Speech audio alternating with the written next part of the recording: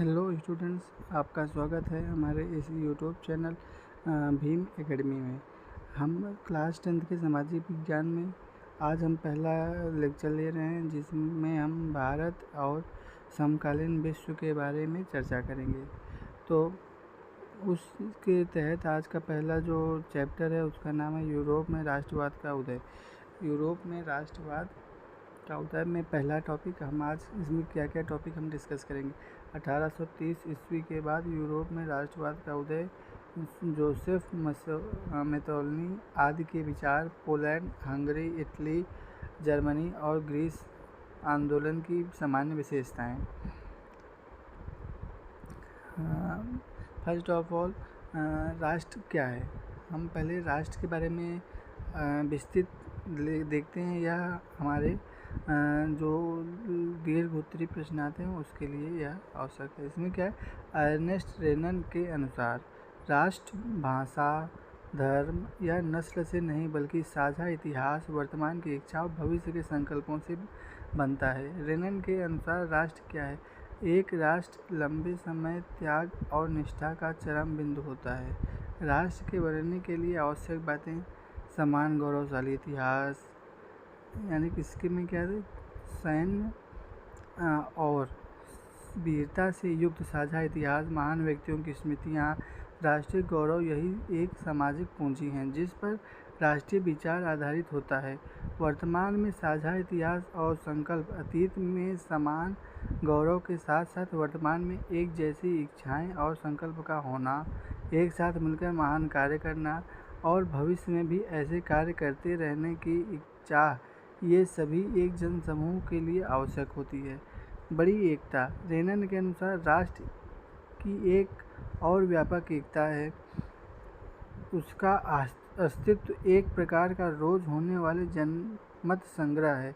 इसमें प्रांत नहीं बल्कि एक उसके निवासी महत्वपूर्ण होते हैं और यदि किसी से सलाह ली जानी चाहिए तो वह निवासी ही होते हैं। राष्ट्रवाद क्या है, वो तो राष्ट्र हुआ। अब राष्ट्रवाद क्या है। राष्ट्रवाद वह भावना है जिसमें लोग अपने देश को एक राष्ट्र के रूप में पहचानते हैं। इसमें एक समान संस्कृति, भाषा, इतिहास, परंपरा लोगों को जोड़ती है। राष्ट्रवाद के अंतर्गत लोग अपने देश की एकता, स्वतंत्रता और उसके लिए दिए गए बलिदानों का महत्व देते हैं। अब हम अन्य चीज़ें देखेंगे, जैसे निरंकुशवाद क्या होता है। निरंकुशवाद एक ऐसी शासन व्यवस्था को कहते हैं जिसमें शासक की सत्ता पर किसी भी प्रकार का कोई अंकुश नहीं होता। इतिहास में ऐसे शाही सरकारें निरंकुश कहलाती हैं जिनकी सत्ता अत्यंत केंद्रीकृत होती है और जो सैन्य बल पर आधारित एवं दमनकारी होते हैं। कल्पना आदर्श यानी कि यूटोपिया। कल्पना आदर्श और यूटोपिया, यह एक ऐसा आदर्श समाज की कल्पना है जो इतना पूर्ण और उत्तम माना जाता है जिसकी उसका अस्तित्व रूप में साकार होना लगभग असंभव है।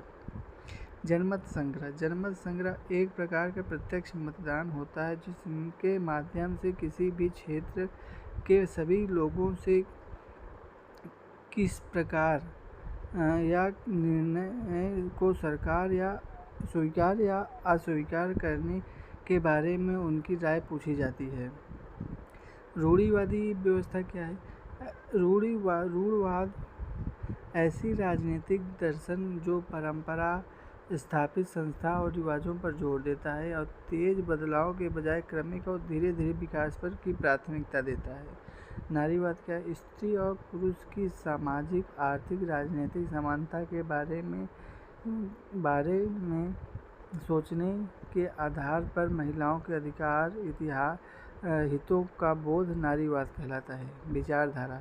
विचारधारा एक विशेष प्रकार की सामाजिक एवं राजनीतिक दृष्टि को व्यक्त करने वाले विचारों का समूह है। नित्य जाति एक साझा नस्ल, जनजाति या संस्कृति, उद्यम पृष्ठभूमि जिसे कोई समुदाय अपनी पहचान मानता है, नित्य जाति कहलाता है। रूपक। जब किसी अमूर्त विचार जैसे लालच, ईर्ष्या, स्वतंत्रता एवं मुक्ति को किसी व्यक्ति, वस्तु या घटना के माध्यम से व्यक्त किया जाता है तो वह उसे रूपक कहलाता है। यह रूपात्मक कहानी के दो अर्थ होते हैं, एक शाब्दिक, दूसरा प्रतीकात्मक। चलिए हम इसमें स्टार्ट करते हैं। फ्रांस की क्रांति। फ्रांस की क्रांति तो इसमें हम फ्रांस की क्रांति हुई कब थी? 1789 यानी 1789 में। तो चलिए इसे हम डिस्कस पढ़ते हैं आगे। राष्ट्रवाद के उदय का कारण। पहले तो राष्ट्रवाद का उदय कैसे हुआ, उसका कारण क्या है? फ्रांसीसी क्रांति जो 1789 यानी कि 1789 में हुई, स्वतंत्रता, समानता और बंधुत्व के विचार, निरंकुश शाही एवं विदेशी शासन का विरोध, समान भाषा, संस्कृति और इतिहास की भावना, साझा संघर्ष, बलिदान, वीरता की स्मृति, आर्थिक एकीकरण और व्यापार का विकास, मध्यम वर्ग का उदय, लोकतांत्रिक अधिकार और जन भागीदारी की मांग, साहित्यिक, कला और प्रतीकों की भूमिका, राष्ट्रीय एकता और स्वतंत्र राष्ट्र की इच्छा, इन सभी कारणों से लोगों में राष्ट्रीय चेतना विकसित हुई और राष्ट्रवाद का उदय हुआ। यूरोप में राष्ट्रवाद का क्रमिक विकास। देखिए कैसे कैसे राष्ट्रवाद यूरोप में विकसित हुआ, उसके बारे में हम देखते हैं क्या क्या। पहले क्या? फ्रांसीसी क्रांति जो 1789 यानी 1789 में हुई। उसके बाद नेपोलियन का राष्ट्र शासन व नागरिक संहिता 1804 में आई। फिर उसके बाद वियना की संधि जो 1815 में हुई। फिर उसके बाद गुप्त संगठन और राष्ट्रवादी आंदोलन। फिर उसके बाद उदारवादियों की क्रांति जो 1848 यानी 1848 में हुई। इटली का एकीकरण 1869 से 1871 के बीच में हुआ और जर्मनी का एकीकरण 1866 से 1871 के बीच में हुआ। फिर फ्रांसीसी क्रांति और राष्ट्रवाद का उदय जो टॉपिक है, इसमें क्या है? ये 1709 यानी 1789 में हुआ। यह घोषणा की गई, यानी कि फ्रांसीसी क्रांति में क्या घोषणा की गई? यह घोषणा की गई कि राष्ट्र का निर्माण जनमत यानी कि जनता के द्वारा किया जाएगा और वही उसकी नियति तय करेगी, यानी कि कार्य कैसे करना है वह जनता के द्वारा तय होगा। राष्ट्रवाद की पहली स्पष्ट अभिव्यक्ति 1789 की फ्रांसीसी क्रांति के साथ हुई। किसी क्रांति से पहले फ्रांस में निरंकुश शासन था, यानी क्रांति से पहले फ्रांस में निरंकुश राजतंत्र था।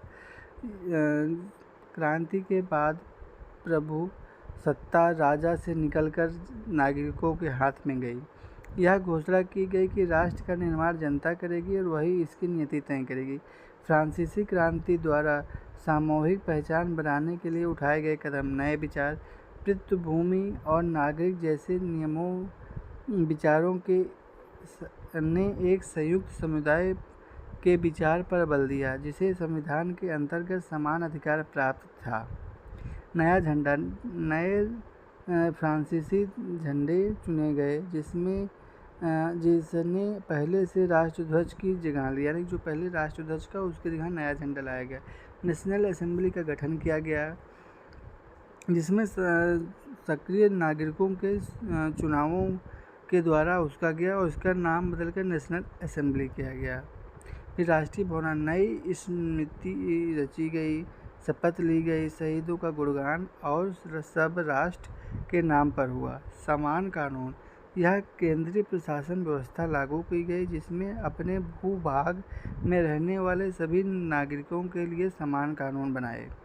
व्यापार में सुधार, आंतरिक आयात निर्यात शुल्क समाप्त कर दिया गया और भार और नापने की एक समान व्यवस्था लागू की गई। और भाषा, क्षेत्रीय बोलियों को कम करके फ्रेंच को राष्ट्रीय भाषा के रूप में बनाया गया। फ्रांसीसी क्रांति और राष्ट्रवाद की प्रमुख विशेषताएं। संविधान आधारित व्यवस्था शासन था। समानता, स्वतंत्रता और बंधुत्व जैसे विचार थे। नया फ्रांसीसी तिरंगा झंडा लाया गया, नेशनल असेंबली का गठन किया गया, आंतरिक आयात निर्यात शुल्क समाप्त कर दिया गया और माप तौल की एक नई व्यवस्था की गई। फ्रेंच भाषा को राष्ट्र की भाषा घोषित की गई।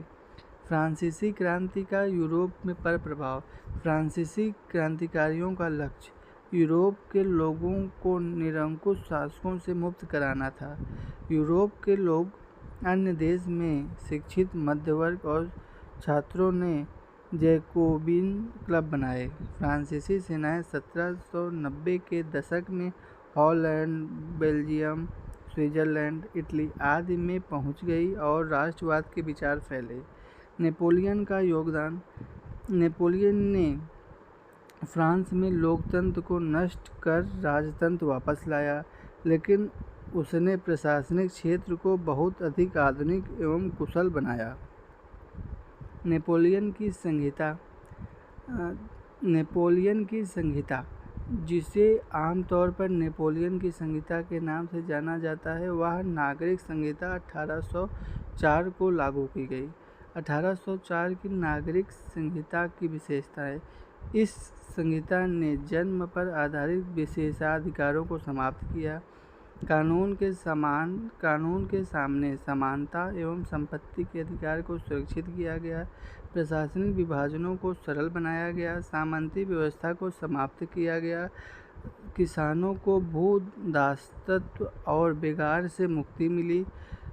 शहरों में कारीगरों के श्रेणी संघों के निर्णयों को हटाया गया। यातायात और संचार व्यवस्थाओं को सुधारा गया। फ्रांसीसी क्रांति के प्रति लोगों की प्रतिक्रियाएं क्या थीं?